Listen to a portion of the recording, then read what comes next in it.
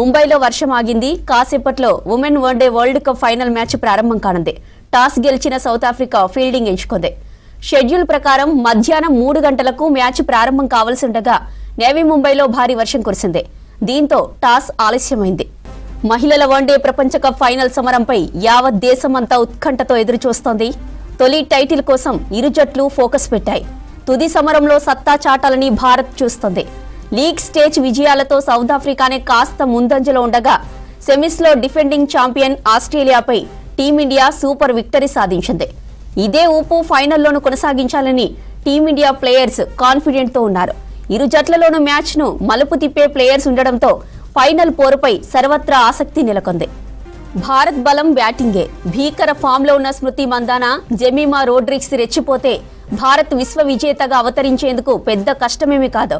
ఇటు కెప్టెన్ హర్మన్ ప్రీత్, రిచా ఘోష్, దీప్తి శర్మ బ్యాట్కు పనిచెప్తే సఫారీలు తలవంచక తప్పదు.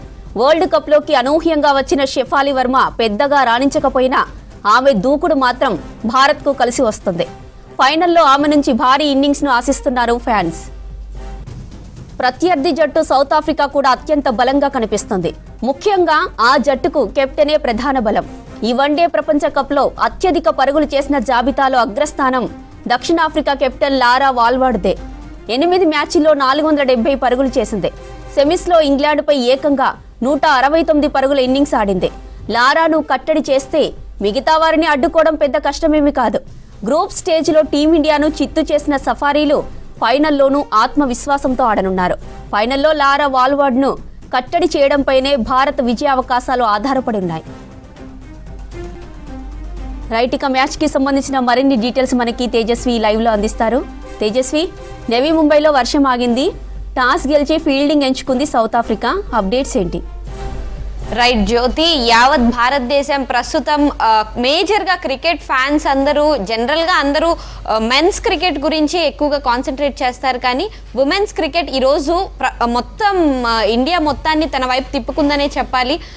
జనరల్గా 3ంటికి స్టార్ట్ అవ్వాల్సిన మ్యాచ్ వర్షం కారణంగా డిలే అవుతూ ఇంకా అందరు యాంటిసిపేషన్ని గ్రాప్ చేసుకుందనే చెప్పాలి. సో 2 గంటలు డిలే అయినా ఇంకా ఎగ్జైట్మెంట్తో ఎదురు చూస్తున్నారు ఎప్పుడు స్టార్ట్ అవుతుంది మ్యాచ్ అని.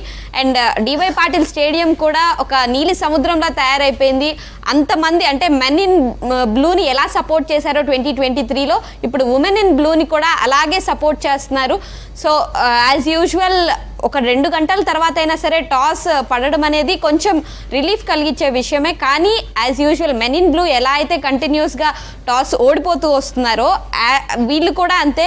ఉమెన్ ఇన్ బ్లూ కూడా టాస్ ఓడిపోవడం జరిగింది. ఈరోజు మేజర్ టాస్. ఈరోజు కనుక గెలిచుండుంటే మనకి ఇంకా చాలా రిలీఫ్ ఉండేది.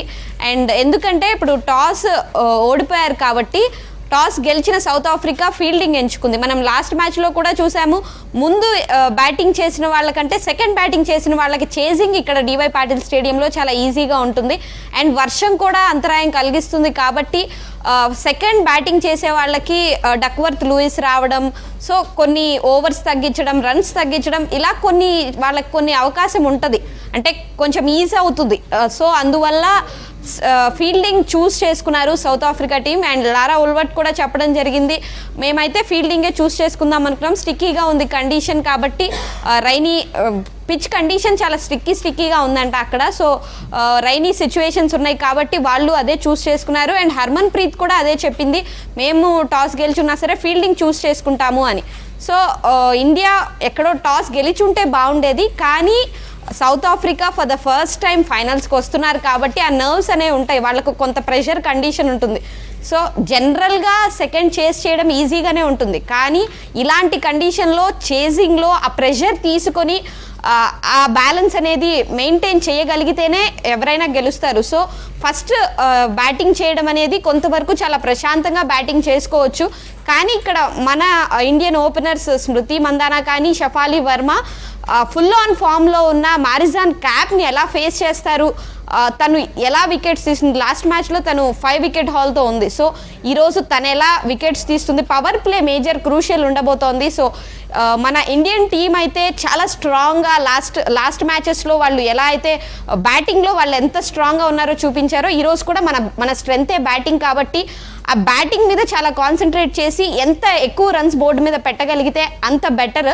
అండ్ తర్వాత వాళ్ళు సౌత్ ఆఫ్రికా స్ట్రెంగ్త్ కూడా వాళ్ళ బౌలింగ్. సో వాళ్ళ బౌలింగ్ని మనం అస్సలు తక్కువ అంచనా వేయలేము. సో వాళ్ళందరినీ ఎలా తిప్పి కొడతారనేది కూడా ఒక మేజర్ ఫ్యాక్టర్ ఉంది. అండ్ లారా ఉల్వాట్ అయితే చాలా మంచి క్యాప్టెన్సీ చేస్తోంది. సో తనని కట్టడి చేయడం అండ్ తన స్ట్రాటజీస్ని మనం రీడ్ చేయడం కూడా చాలా ఇంపార్టెంట్. సో ఇప్పుడైతే ప్రస్తుతానికి మన ఇండియన్ టీం బ్యాటింగ్ చేస్తోంది. మంచి రన్స్ స్కోర్ చేయాలని అయితే మనం కూడా కోరుకుందాం జ్యోతి.